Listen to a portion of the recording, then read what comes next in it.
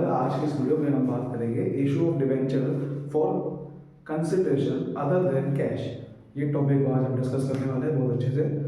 आपको बता दूं कि मैंने issue shares, issue debentures from the redemption point of view की वीडियोस बना रखी है। अगर आप नहीं देखी है तो आपको सारे लिंक डिस्क्रिप्शन में मिलेंगे।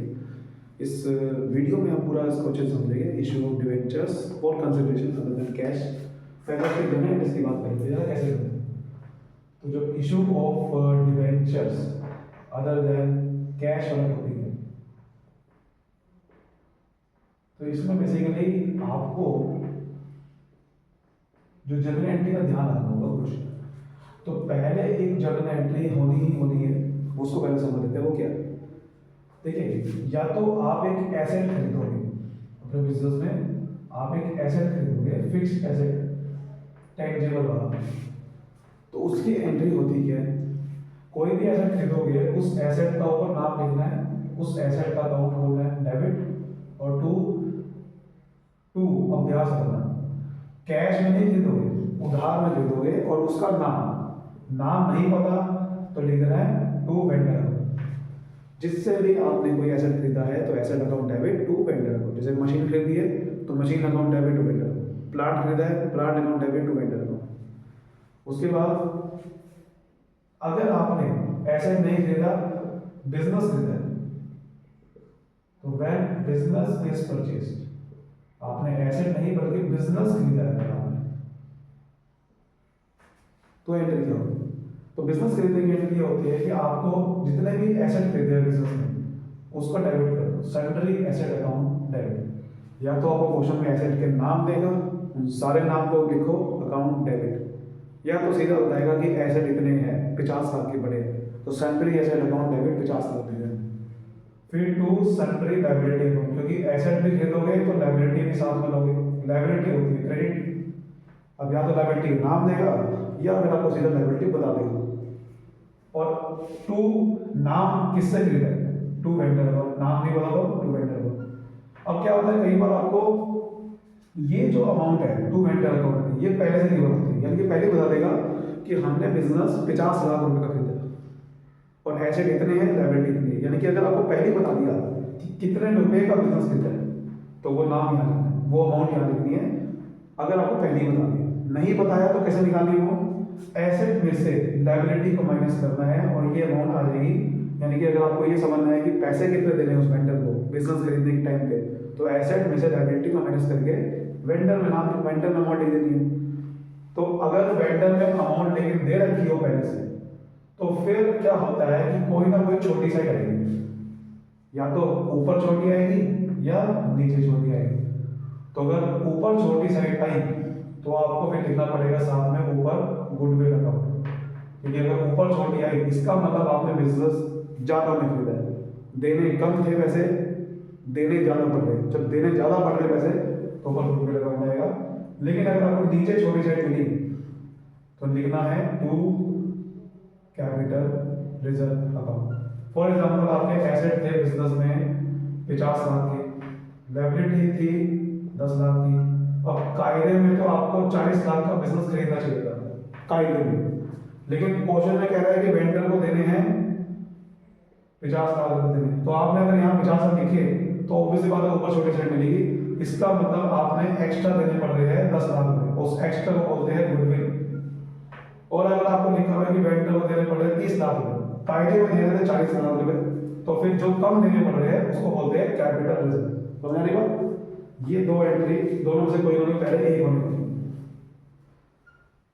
उसके बाद क्या होता है कि दूसरी एंट्री होती है, अब आपको डिवेंचर इशू कर ले, उसकी एंट्री होती है इशू ऑफ डिवेंचर्स की। तो उसकी एंट्री क्या होती है? जिसको भी पैसे देने हैं उसका जो नाम लिखा था उसको नाम को कर दो डेबिट, नाम नहीं लिखा हो तो वेंडर लिखा हो तो वेंडर अकाउंट कर दो डेबिट। बात समझ में आ रही है? फिर आपने जो उसको पैसे नहीं दिए, ये टॉपिक का नाम भी यही है कि आपने उसको पैसे नहीं देने, आपको पैसे के बदले में उसको डिवेंचर दे देने। तो जब आप लिखा है कि डिवेंचर दे देने हैं तो नीचे लिखना है 2% डिवेंचर कम। ठीक है? देखिए, अगर आपने सिर्फ लिखा है खाली डिवेंचर दे दिए एट पार में, यानी कि एट पार में, तो एंट्री तो ये होगी फिर एट पार में, यानी कि 100 रुपए का डिवेंचर थे 100 रुपए दे दिए। लेकिन अगर आपने ऐड पार नहीं बल्कि प्रीमियम पे दिया है debenture, vendor account debit 2% debenture account लिखना पड़ेगा। लेकिन अगर आपको प्रीमियम पे इशू करें डिवेंचर उसको, तो फिर नीचे क्या आएगा, टू सिक्योरिटीज प्रीमियम अकाउंट। ठीक है, ये कब होगा, एट प्रीमियम वाला केस हो तो। और अगर आपने डिस्काउंट पे दिए हैं तो एंट्री में क्या चेंज आएगा, वेंडर अकाउंट डेबिट। और मैंने आपको पहले बता चुका हूँ पिछली वीडियोस में भी कि जब भी डिस्काउंट पे इशू करते हैं तो ऊपर डिस्काउंट और इशू डिवेंचर अकाउंट खुलता है, और जब भी इशू प्रीमियम पे करते हैं तो नीचे टू सिक्योरिटी प्रीमियम अकाउंट खुलता है, और नीचे आपको 2% डिवेंचर तो लिखना ही लिखना है। ठीक है, तो ये कौन सा केस है, एट डिस्काउंट वाला। तो ये तीनों में से कोई ना कोई केस मिलेगा आपको। जनरली क्या होता है, आपको केस प्रीमियम में डिस्काउंट वाले मिलते हैं, क्योंकि ये तो बहुत आसान केस है। ठीक है ना, जनरली आपको यही केस मिलता है, प्रीमियम और डिस्काउंट वाला। अब देखो, अगर आपके सामने ये दो केस है ना, तो आपको इशू डिवेंचर, ये जो दोनों अमाउंट निकालने के लिए आपको पहले पता होना चाहिए कि डिवेंचर इशू कितने करें, क्योंकि मल्टीप्लाई किससे करोगे भाई साहब। आपको मान लो वेंडर को आपको देने हैं 50 लाख, ठीक है।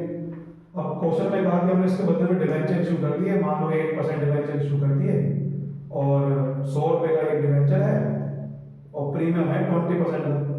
ठीक है सर, लेकिन आप ये अमाउंट कैसे निकालोगे कि यहाँ कितना आएगा, यहाँ कितना आएगा। आप ये नहीं कह सकते कि 50 लाख को 100 से कर दोगे, मतलब 50 लाख को 100 से करोगे तो भैया 5000 आएगा, और सॉरी 50,000 रुपये जो भी है, और वो नहीं ले सकते। सिक्योरिटी प्रीमियम में कितना है, फिर आप कैसे कह सकते, 50 लाख रुपए टोटल देना है, डिवेंचर और प्रीमियम समेत अमाउंट है वो। तो आपको 100 से डिवाइड नहीं करना। अगर आपको ये अमाउंट निकालनी है, इशू कितने करोगे डिवेंचर, नंबर ऑफ, तो एक फॉर्मूला लगाना है आपको, number of issue of debenture, मतलब डिवेंचर कितने इशू करोगे, नंबर। तो कैसे निकालना है, ऊपर लिखो परचेज कंसिडरेशन। पहले तो पता होना चाहिए कि पैसा देना कितना है, परचेज कंसिडरेशन वेंडर को डिवाइड कर दो इशू प्राइस पे। इशू प्राइस का मतलब होता है कि प्रीमियम पे इशू करा है तो प्रीमियम को साथ में जोड़ो, डिस्काउंट को इशू करा है तो डिस्काउंट को माइनस करो। जैसे कि आपको 50 लाख रुपए देने थे तो 50 लाख रुपए ऊपर लिखो। अगर इशू प्रीमियम पे करे तो 100 से डिवाइड नहीं करना, क्योंकि आपको 50 लाख रुपए टोटल देना है प्रीमियम समेत, तो प्रीमियम भी इंक्लूड करना है इसमें। तो 20% का 20% निकालना है, तो प्रीमियम इंक्लूड करना पड़ेगा। तब आपको डिवाइड करना है 120 से, जो भी आएगा। वैसे ये थोड़ा सा अमाउंट जो है वो ऐसे आने वाली है, तो इसमें थोड़ा सा आप करने के 60 लाख करते हैं, ठीक है। तो 60 लाख आएगा, तो 60 लाख को फिर 120 से डिवाइड करना है, तो ये 12 से कर देगा, तो 50,000 डिवेंचर आ गए। तो 50,000 को फिर, क्योंकि यहाँ पर हमेशा फेस वैल्यू आती है, मतलब अगर जितने का डिवेंचर है उसको तो उससे मल्टीप्लाई करना है। 50,000 को 100 से करूँगा मल्टीप्लाई, तो यहाँ आएगा, और 50,000 को 20 से करूँगा तो सिक्योरिटी में। डिस्काउंट वाला भी ये करना है कि अगर डिस्काउंट हुआ तो फिर 100 माइनस 20 लिखना पड़ेगा। अगर डिस्काउंट 20% है उससे डिवाइड करेंगे, और यहाँ पर 100 से मल्टीप्लाई करूँगा और यहाँ पर 20 से, इस तरह समझ लो। तो क्वेश्चन एक समझते हैं, वहाँ से और समझने की कोशिश करते हैं। चलिए क्वेश्चन नंबर आपकी बुक में 17 वाला करेंगे, टीएस गढ़वाल का क्वेश्चन है 17। इस क्वेश्चन में लिखा हुआ है we limited issued 9% debenture quantities at a premium of 20% to vendors for purchase of plant costing 6 lakh. तो हमने 6 लाख को जो है वो बेसिकली 6 लाख का प्लांट खरीदा था, और उस 6 लाख के प्लांट खरीदने के टाइम पे फिर हमने उसको डिवेंचर इशू कर दिया एट अ प्रीमियम। क्वेश्चन में लिखा हुआ 5 journal entry for the payment made to vendor. वैसे तो सिर्फ पेमेंट की एंट्री करनी है, लेकिन आपको दोनों एंट्री करके दिखा रहा हूँ, मैं आपको दोनों एंट्री करके दिखा रहा हूँ। तो पहली एंट्री जो मैं आपको बता रहा था कि दोनों में से कोई ना कोई होगी, तो यहाँ पर क्या करा है, एसेट खरीदा है, प्लांट खरीदा है, तो उसकी एंट्री होनी चाहिए प्लांट अकाउंट डेबिट 6 लाख का खरीदा है, और टू वेंडर अकाउंट, नाम नहीं पता किससे खरीदा है, वेंडर अकाउंट।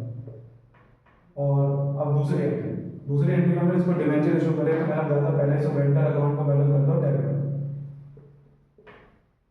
फिर आप ये चेक करो कि उसको डिवेंचर इशू किस पे करा है, पार पे करा है, प्रीमियम पे है, डिस्काउंट पे। तो यहाँ लिखा था एट अ प्रीमियम 20%, तो प्रीमियम पे करना है, तो यहाँ पर देखो 9% है तो 9% डिवेंचर्स अकाउंट, और प्रीमियम पे करा है तो मैंने क्या बताया था कि 2 नीचे सिक्योरिटीज प्रीमियम फिर आएगा अगर प्रीमियम पे करा, समझ आ रही है। और मैंने आपको क्या बताया था, जब भी प्रीमियम या डिस्काउंट वाला केस है तो आपको एक फॉर्मूला लगाना है क्योंकि ये अमाउंट निकालने के लिए, तो यहाँ पर एक फॉर्मूला लगेगा, वो क्या है, नंबर ऑफ डिवेंचर्स इशू, कितने डिवेंचर इशू करने पड़ेंगे वो पता होना चाहिए, तभी तो मल्टीप्लाई करके यहाँ लिखेंगे 6 लाख के मुझे पैसा देना है, लेकिन ये टोटल है प्रीमियम समेत, यानी कि 100 रुपये का एक डिवेंचर कहता है क्वेश्चन में, बट 100 से डिवाइड नहीं करो क्योंकि ये टोटल पैसा देना है प्रीमियम से, तो प्रीमियम भी जोड़ना पड़ेगा 20%, हमेशा फेस वैल्यू को 20% निकलता है, फेस वैल्यू को परसेंटेज निकलता है, तो 20, तो यानी कि 6 लाख को आपको 120 से डिवाइड करना है तो 5000 आ जाएगा, है ना, 5000 डिवेंचर है तो इसका ऑर्डर 5000 को यहाँ पर फेस वैल्यू होती है, तो यहाँ पर 5000 को 100 से मल्टीप्लाई, 100 रुपये फेस वैल्यू तो 5 लाख रुपये आने को, और यहाँ पर 5000 डिवेंचर को जो 20 रुपये का खरीदना है तो 20 से आने होगा तो 1 लाख रुपये, ऐसे करना होता है कुछ, समझ आ रही बात, ऑब्वियस सी बात है, समझ आ गया। चलिए आपकी बुक का क्वेश्चन नंबर अब हम करते हैं 18, it is very very also important. Ananya limited purchase establish business for 2 lakh रुपए, ठीक है, पेबल है 65 lakh by cheque and the balance by issuing 9% debenture of 100 each at a discount of 10%।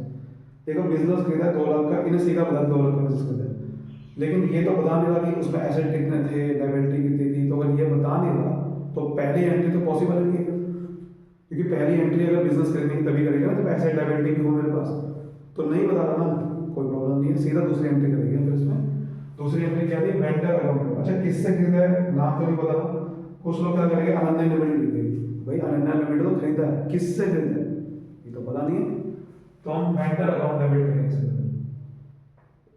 2 lakh रुपए देते हैं, वो कह रहा ना कितना खरीदा, 2 लाख का, जितने का खरीदा है वो तो अमाउंट लिखिए यहाँ पर, जितने उसको पैसे देने हैं वेंडर को, तो दूसरी एंट्री करनी पड़ेगी, पहली एंट्री पॉसिबल नहीं है क्योंकि एसेट लायबिलिटी का पता ही नहीं। अब ये कह रहे हैं कि 2 लाख देने हैं लेकिन पैसा लगा तो चेक से देने हैं, बाकी का इशू करने हैं 9% डिवेंचर, तो इस एंट्री में मॉडिफाई क्या होगा, 9% डिवेंचर इशू करने हैं, लेकिन पहले पैसा कह रहे हैं कि मैंने चेक से दे दिया, तो जब किसी को पैसा चेक से दे दिया तो बैंक का हो जाता है, बैंक अकाउंट, तो बैंक अकाउंट पैसा ले जाना चाहिए, बाकी का वो कह रहे हैं जो बचा वो मैंने डिवेंचर इशू करे, और कौन सा वाला केस है, डिस्काउंट वाला, डिस्काउंट वाले केस में मैंने बताया था एक ऊपर अकाउंट आएगा डिस्काउंट और इशू ऑफ डिवेंचर अकाउंट है जब भी डिस्काउंट होता है, और 2 क्या लिखूंगा नीचे 9% डिवेंचर अकाउंट, क्योंकि अगर डिवेंचर इशू करे, ठीक है।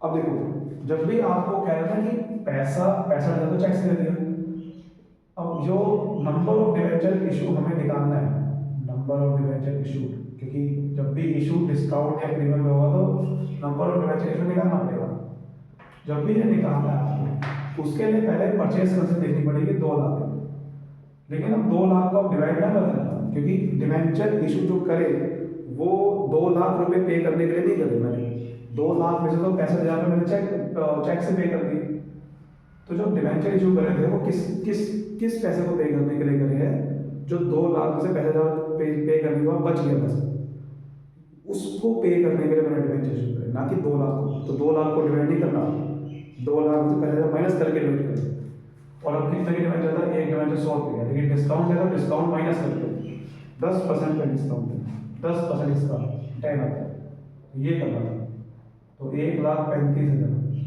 90 से डिवाइड कर दो, तो 9 बन गया 9, तो 1500 डिवेंचर, 1500 डिवेंचर, समझ रहे हो। अब 1500 को मैंने क्या बताया था, यहाँ पर तो फेस वैल्यू आती है हमेशा, फेस वैल्यू क्या है 100, तो यहाँ पर क्या आएगा 1500 इंटू 100 1.5 लाख रुपए, और यहाँ पर आएगा डिस्काउंट कितने का 1500 इंटू 10 तो 15,000, समझ आ गई बात। तो उम्मीद करता हूँ यह क्वेश्चन समझ में आएगा, बाकी हम इस क्वेश्चन कुछ और क्वेश्चन डिस्कस करने वाले हैं अगली वीडियो में, इस पूरा खत्म कर देंगे, तब तक के लिए मिलते हैं अगली वीडियो में, bye bye, thank you so much, all the best.